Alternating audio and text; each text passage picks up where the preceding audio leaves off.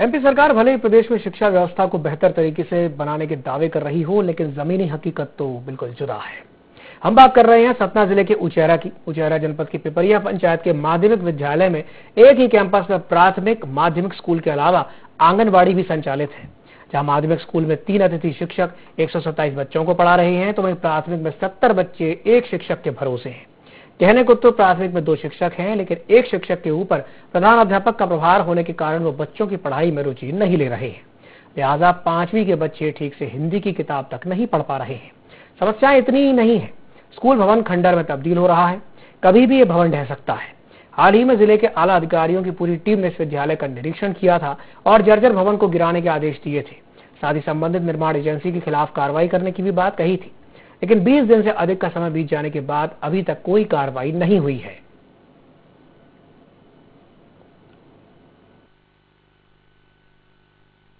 एक ही कमरे में 1 से 5 तक लड़के बैठते हैं, उनके पढ़ाने की भी कोई व्यवस्था नहीं है और यहाँ बिल्डिंग पूरी जर्जर है।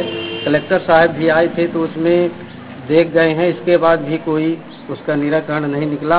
हम लोग सब चाहते हैं कि हमारे यहाँ बच्चों के लिए शिक्षकों की व्यवस्था, पढ़ाई का स्तर आगे बढ़े।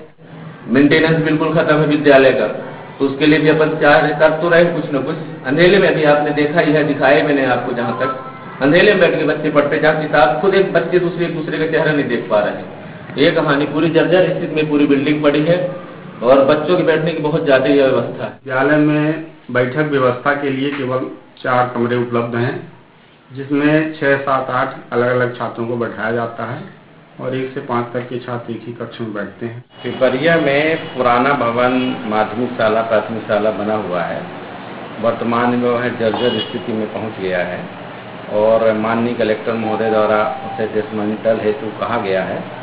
हमारे सर्व शिक्षा अभियान के उपयंत्री कल ही वहाँ विजिट करने गए थे, उन्होंने प्रतिवेदन जिला शिक्षा केंद्र सतना को प्रस्तुत कर दिया है। शीघ्र ही वहाँ डिसमेंटल की कार्रवाई होगी और नवीन भवन हेतु प्रस्ताव भेजा जा रहा है।